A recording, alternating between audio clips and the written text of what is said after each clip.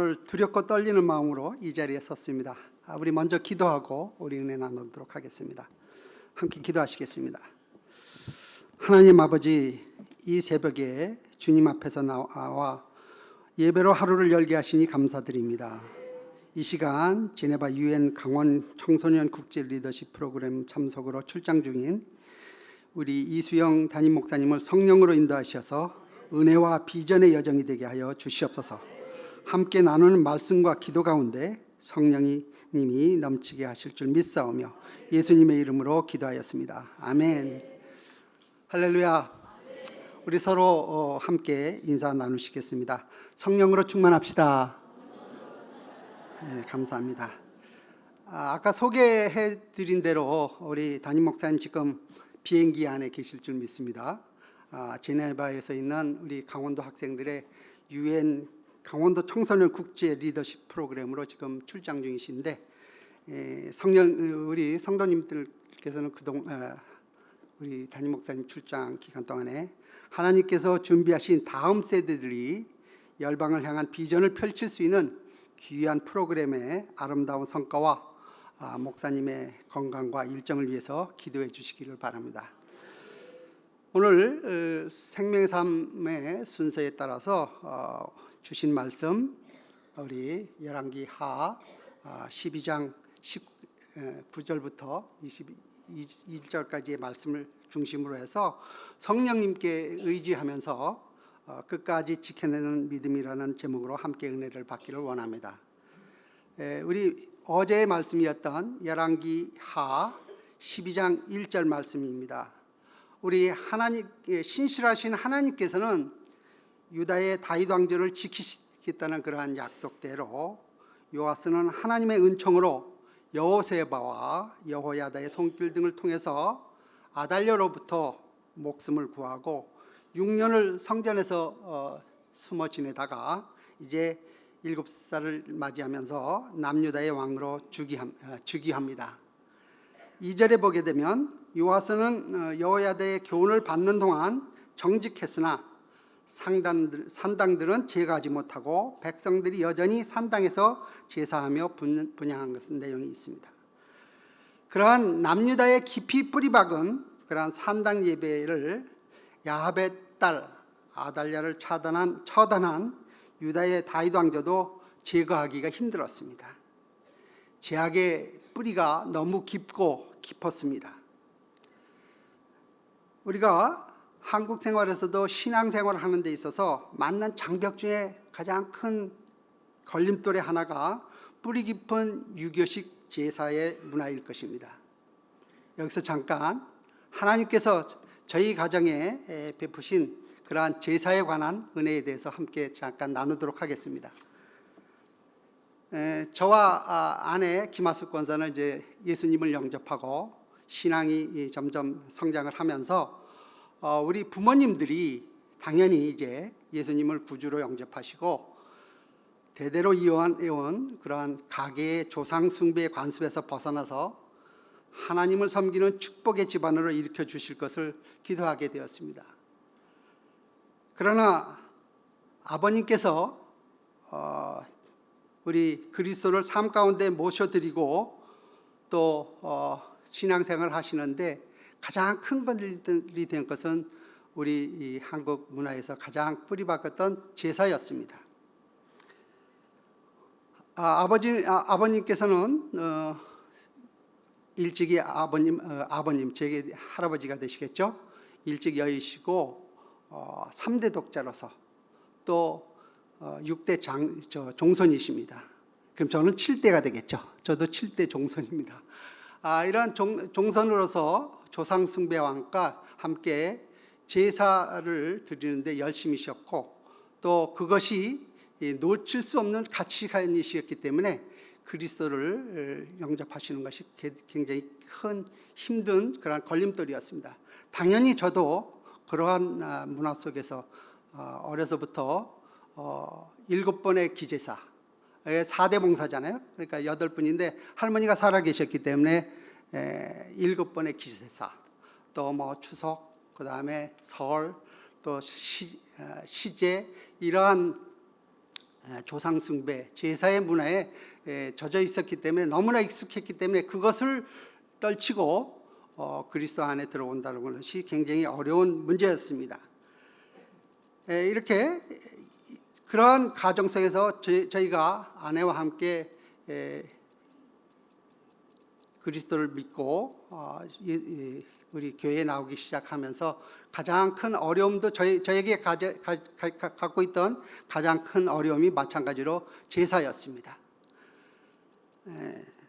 일찍 그러한 가정에 아까도 말씀드린 대로 계속해서 아버님의 그 그리스도에게 돌아오시고 교회에 나오기 쉽게 하는데 기도할 수밖에 없었는데, 그러한 과정 속에서 2004년도인가요?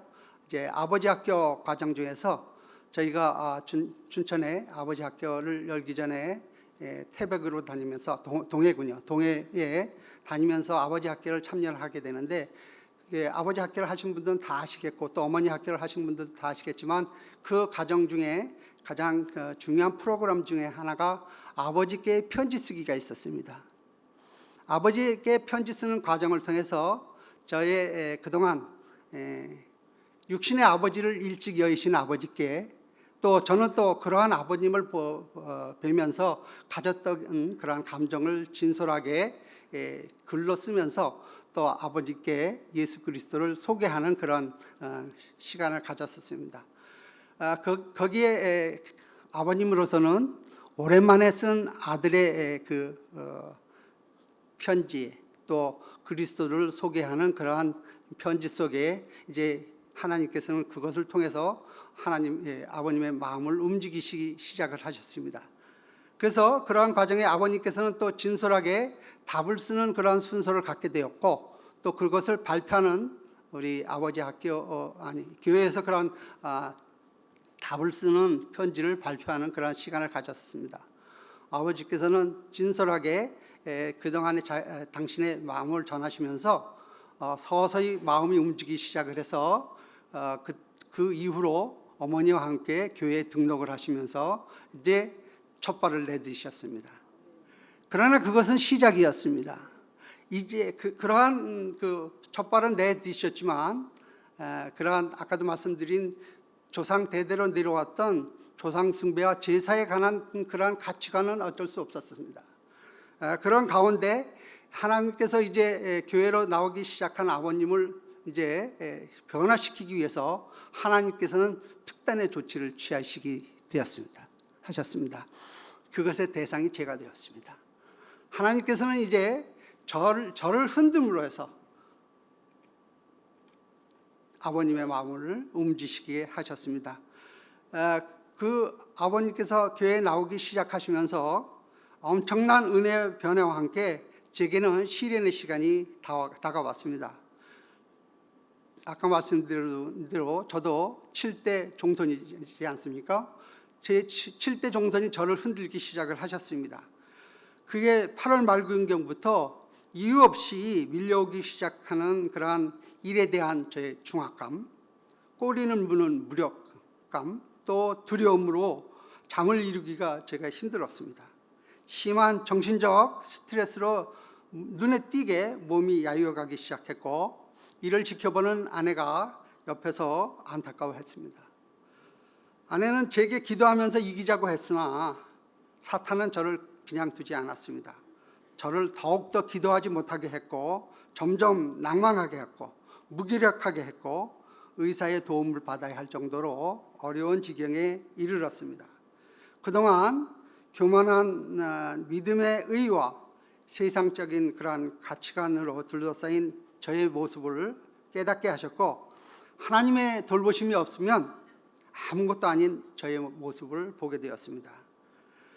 눈에 띄게 달라진 저의 모습에 부모님과 주위의 친지들이 걱정을 하셨고 많은 기도로 중보를 해주셨습니다. 그런 가운데 이제 추석을 맞게 되었습니다. 그러나 저는 그러한 어려움에서 회복되지 못하고 점점 숙척해 가고, 또 저에게는 추석 차례가 마음에 큰 부담이 되었습니다. 저는 이러한 어려움을 아버님께 아뢰지도 못하고 전전긍긍했는데 모든 것이 영적 싸움인 것으로 깨달은 아내는 추석날 새벽에 용기를 내서 아버님께 말씀을 드렸습니다. 이제부터 저를 제사에 참석하게 하지 말고 헌주나 분향을 제해 줬으면 좋겠습니다. 이렇게 말씀을 드렸더니 아버님께서는 그 답으로 저렇게 아범이 아픈 게 제사와 무슨 상관이 있느냐 그렇게 물으시고, 그렇다고 하니까 그 뒤로 아무런 말씀을 안 하시고 추석날 아침을 맞게 되었습니다. 예년과 같이 이제 제사장 그 차례상을 진설하고 이제 제례를 위해서 우리 가족들이 전부 둘러서자 아버님께서는 분향에 앞서 조상님께 말씀을 고하시겠다고 하시면서 꿇어 앉으시고, 이제 종선인 경원이를 비롯한 자손들이 기독교에 귀의해서 신앙생활을 하게 되고 변화된 세태에 부응해서 이러한 유교적 차례와 제사는 이번이 마지막입니다. 내년 설날 차례부터는 기독교식으로 정성을 다하여 추도 예배를 드리겠사오니 용서하여 주시길 바랍니다. 이렇게 폭탄 선언을 하셨습니다. 이것은 어머니에게도 말씀을 드리지 않고 아무 누구에게도, 저에게도 그런 말씀을 하지 않으시고 폭탄 선언을 하신 것입니다. 저는 여기서 하나님의 섭리를 봅니다. 만약에 아버님께서 먼저 어머님과 또 혹은 아직 믿지 않는 저희 동생들과 이 이야기를 나눴다라고 한다면 사탄은 또 어떻게 작용을 했을지 모르겠습니다. 그러나 하나님께서는 그런 것을 미리 막으시기 위해서 그냥 아버님의 마음속에 그런 마음의 결정을 하시고 폭탄 선언을 하시게 한 겁니다. 아무도 막을 수 없고 누구 하나 이 일을 잘 수가 없게 되었던 것입니다. 이렇게 차례를 마치고 식사를 하시면서 아버님께서는 그동안 고뇌를 말씀하시면서 장손인 경원이가 힘들어하시는 것을 보고 내가 결단을 내리게 되었다라고 말씀을 하셨습니다. 이러한 짧은 시간 동안에 이러한 결단을 내릴 수 있도록 아버님의 마음을 움직이신 하나님의 역사하심을 보며 저희 부부와 함께 그 당시 장로였던 동생 레가 긴 시간 기도해둔 소원을 하나님의 그러한 방식으로, 하나님의 독특한 방식으로 이끄신 놀라운 은혜에 감사를 했습니다. 그 당시 아직까지 교회에 나가지 않던 동생들도 아무 말 없이 따라줄 수밖에 없었습니다. 기쁨으로 추석을 지냈으나 사탄의 흔들림은 계속되었습니다. 한 집안의 변화와 함께 하나님의 사람으로서의 또 다른 거듭나기를 위해서 계속해서 치열한 영적 싸움이 필요했습니다. 계속되는 고통 가운데서 아내의 끊임없는 기도와 주위의 중보기도를 통해서 저는 서서히 기쁨과 평안을 회복하게 되었고 주어진 일들과 섬김들을 해낼 수 있었습니다. 이제 그 다음 설을 맞습니다. 저희 집안은 이제 추석 때 아버님께서 선포하신 대로 기독교식으로 차례를 지내기로 했으며, 그렇지만 아직은 좀 서운하니 우리 음식은 진설을 하고 예배를 하자라고 해서 그렇게 응하기로 했습니다. 설날 전날 밤 늦은 시간에 저와 함께 잠자리에 드신 아버님은 뒤척이시면서 잠을 이루시기가 힘드셨습니다. 그러면서 저에게 착잡하신 그러한 심경을 털어놓으셨습니다. 추석 차례 때 선포를 했지만 조상 대대로 지내오던 유교식 제사가 아버님 때에서 끊이게 됨에 대한 죄송함과 또 몸에 배신 그러한 조상 숭배에 대한 회한으로 괴로워하시고 계셔서 저는 아버님께 아브라함의 축복을 말씀드리면서 이제 아버님께서는 새로운 믿음의 가게를 이루는 축복의 통로가 되셨고 또 우리 집안의 믿음의 아버지가 되셨음을 강조하면서 오랜 전통의 제사 문화에서 담대히 떠나실 것을 권면해 드렸습니다. 설날 아침 아직은 음식을 진설한 상 앞에서 저의 인도로 차례 예배가 드려졌고 아버님께서는 미리 준비한 기도문을 읽으시며 만감이 교차하시는 그러한 모습을 보이셨습니다. 세배를 드릴 때도 아버님께서는 새롭게 하나님께 마음을 열고 유교식 제례를 포기하고 예배로 조상을 기리게 되었으므로 더욱 깊은 마음으로 부모와 조상의 은덕에 감사할 줄 아는 그러한 후손들이 되어줬을 것을 당부하셨습니다. 그 해부터 이제 모든 기제사도 추모 예배로 드립니다.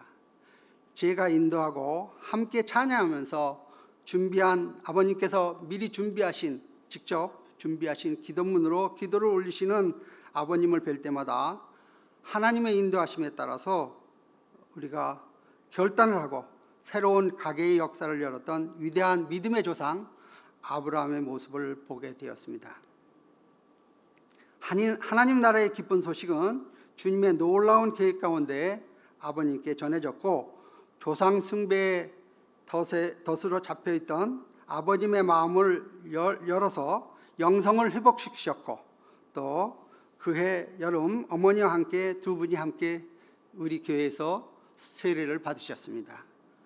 하나님은 우리가 알지 못하는 그러한 방식으로 우리의 가정을 일으키셨습니다. 때로는 아버지 학교를 통한 편지의 부드러운 방법으로, 때로는 강하게 누구에 쳐서 깨닫게 하심으로 해서 그렇게 돌아오지 않으면 안 될 수밖에 없도록 하심으로 해서 우리 가정을 일으키시고 아버님을 가정의 제사장으로 세우시고 승리하셨습니다. 이제 두 분께서는 천국에 가셨습니다. 이제 어머님과 함께 천국에서 함께 하실 부모님을 기리면서 그 믿음을 지켜가도록 노력하고 있습니다. 이제 다시 본문으로 돌아옵니다. 가난하기 때부터 성전 안에 살았던 요아스는 이제 여러 가지 어려운 상황과 환경 속에서도 꿋꿋하게 성전 보수를 밀어붙입니다. 그러나 요아스 왕 23년에 이르도록 성전 보수는 제대로 수행되지 않았습니다. 성전 보수의 지지부진함을 가지고 이에 대해서 요아스의 책망을 대제사장 여호야다와 제사장들은 겸허하게 수용하고 동참하였습니다. 제사장들이 모두 성전 수리에서 손을 떼고 이제 헌금 모금과 집행 전부를 투명하게 집행을 하게 됩니다. 일을 맡은 자들도 매우 정직하고 성실하게 일을 행합니다. 성전 보수를 위한 재정의 투명성을 회복함으로 해서 성전 보수가 효과적으로 진행되어서 완성을 하였습니다. 성전 보수를 하고 하나님 앞에 정직하게 행했던 요아스였지만 위기 앞에서 하나님을 의지하지 않음으로써 일순간에 추락하게 되었습니다. 열왕기하 오늘 읽은 말씀 12장 17절 18절의 말씀입니다. 아람 왕 아사엘이 이제 예루살렘을 침략하기 위해서 올라오고 있습니다. 나라를 잃어버리고 목숨을 잃어버릴 수도 있는 위기가 찾아온 것입니다. 요아스는 이때 하나님을 의지하기보다는 궁여지책으로 재물을 통해서 문제를 해결해 보려고 합니다. 하나님께 기도도 하지 않았습니다. 그렇게 성전 수리를 하고 종교 개혁을 했지만 정작 마음의 개혁은 없었던 것입니다.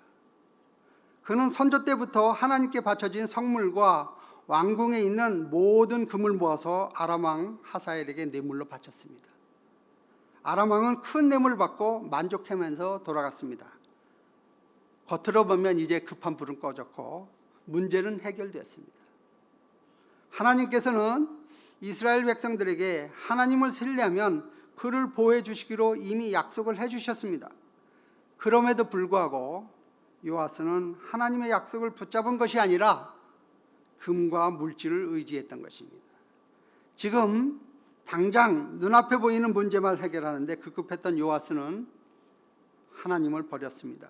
재물을 선택해버리고 말았던 것입니다. 요아스에게 성전 보수를 위한 열심은 있었으나 신앙에 있어서는 온전히 하나님을 따르지 못했던 것입니다. 우리가 겉으로 보이는 사역은 풍성하나 내면의 믿음이 결핍된 모래성과 같은 신앙생활을 우리가 경계해야 할 줄 믿습니다. 이러한 신앙은 바람이 불고 비가 오면 모두 다 무너져서 흔적도 없이 사라져버리고 말 것입니다. 오늘 말씀 20절부터 21절의 내용과 동일한 역대하 24장 17절 이하의 말씀을 통해서 요아스의 왕의 그러한 행적을 한번 살펴보도록 하겠습니다. 역대하 24장 17절부터 있는 말씀을 보게 되면 이제 요아스를 하나님의 말씀으로 훈육하고 가르치던 제사장 여호야다가 죽자 요아스는 이제 더욱더 믿음에서 멀어지게 됩니다. 17절 말씀입니다. 역대하 17절 24장 17절 말씀. 그동안 여호야다의 그 눈치만 보고 숨어 지내던 방백들이 다시 일어나서 왕에게 바알을 섬기자고 제안을 합니다. 요아스는 놀랍게도 믿음을 지키지 못하고 방백들과 동조하면서 여호와 신앙을 버리게 됩니다. 이전에는 그 누구보다도 하나님의 성전 보수에 열심을 냈던 요아스는 여호와를 버렸습니다. 18절 말씀입니다. 그는 아세라 목상과 우상을 다시 이스라엘에 들어와서 그것에 절하고 섬겼던 것입니다. 그래도 하나님께서는 요아스 왕을 사랑하셔서 그에게 회개할 수 있는 기회를 여러 차례 주셨습니다. 하나님께서는 그의 마음을 돌이키기 위해서 선지자들을 보내주셨습니다. 왕이시여 여호와께 돌아오십시오. 우상을 버리시고 이전처럼 여호와께로 돌아오십시오. 이렇게 선지자들이 그에게 간했지만 그러나 여호와스 왕은 선지자들의 그러한 말을 무시했던 것입니다. 한때 성전 보수를 위해서 열심을 내던 왕이 이제는 이방신인 아세라 목상과 우상들을 섬기고 있으니 이 얼마나 안타까운 상황입니까? 하나님의 신이 여호와의 아들인 제사장 스가랴에게 임하게 됩니다. 여호야다는 요아스가 아기였을 때 그를 아달랴의 여왕의 손에서 구원해 주셨고 또 요아스를 왕위에 즉위시킨 그러한 인물입니다. 즉 요아스에게 여호야다는 생명의 은인이고 평생의 은인이었습니다. 하나님의 신이 스가랴에게 감동시키자 그가 백성 앞에 높이 서서 외쳤습니다. 여호와 하나님께서 말씀하시기를 너희가 왜 나의 계명을 어기고 스스로 재앙을 불러일으키느냐? 너희가 나를 버렸으니 이제 나도 너희를 버리겠다. 21절 말씀입니다. 요아스는 회개하기는 격령하여 명령을 내려서 스가랴를 돌로 쳐서 죽여버립니다. 요아스는 대제사장 여호야다가 베풀어진 큰 은혜를 잊은 채 그의 아들 스가랴를 죽여버린 셈입니다. 스가랴는 죽으면서 주님께서 이 일을 굽어보시고 갚아주십시오라고 신호하였습니다. 하나님께서는 이제 요아스를 향해서 진노하셨습니다. 그리고 앞서 제물로 해결했던 문제를 다시 일으키게 됩니다. 23절에서 24절 말씀입니다. 아람 군대가 다시 쳐들어옵니다. 비록 아람 나라의 군사는 실제로 보면 유다의 나라의 그러한 군사의 숫자보다 적었습니다. 그러나 하나님께서는 요아스 왕을 심판하시기 위해서 큰 이스라엘의 무리가 전쟁에서 패하게 됩니다. 남유다는 심한 타격을 입게 되었고 요아스는 전쟁의 피해로 중상을 입게 됩니다. 이제 25절 말씀 내용입니다. 전쟁이 끝나게 되니까 왕의 리더십에 반감을 품은 신복들이 요아스 왕을 암살해 버렸습니다. 한때 누구보다도 앞장서서 여호와 하나님의 성전을 열심으로 보수하던 자가 하나님이 아닌 재물을 의지하자 하나님을 버리고 우상을 택하자 결국에는 이처럼 비참한 최후를 맞이하게 된 것입니다. 우리의 삶 속에도 문제가 발생할 수 있습니다. 우리의 삶 속에도 고난이 찾아올 수 있습니다. 그러나 중요한 것은 처음에 세운 뜻을 끝까지 밀고 나가는 초지일관의 신앙을 갖는 것이 중요할 것입니다. 끝이 아름다운 삶을 살아가기를 기도합니다. 우리 모두 문제와 위기 속에서도 하나님을 버리는 것이 아니라 끝까지 하나님과 함께 문제를 해결하고 위기를 극복해 나가는 끝이 아름다운 삶을 살 수 있도록 주님의 이름으로 축복합니다. 기도하시겠습니다. 할렐루야. 좋으신 하나님의 아버지 감사합니다. 우리가 날마다 겸손히 주님의 말씀에 순종할 수 있기를 원합니다. 우리의 마음이 교만하지 않고 완악해지지 않아서 하나님에게서 멀어지는 죄악을 범하지 말게 하여 주시옵소서. 날마다 일상의 죄악을 회개하며 주님께 돌아가기를 원합니다. 어느 때이든지 어떠한 환경에서든지 오직 하나님만을 경외하기를 바랍니다. 하나님이 주시는 지혜와 은혜로 맡은 일을 감당하게 하시면서 끝까지 초지일관의 믿음을 지켜서 아름다운 믿음의 열매를 맺게 하여 주시옵소서. 우리 주 예수 그리스도의 이름으로 기도드리옵나이다. 아멘. 감사합니다.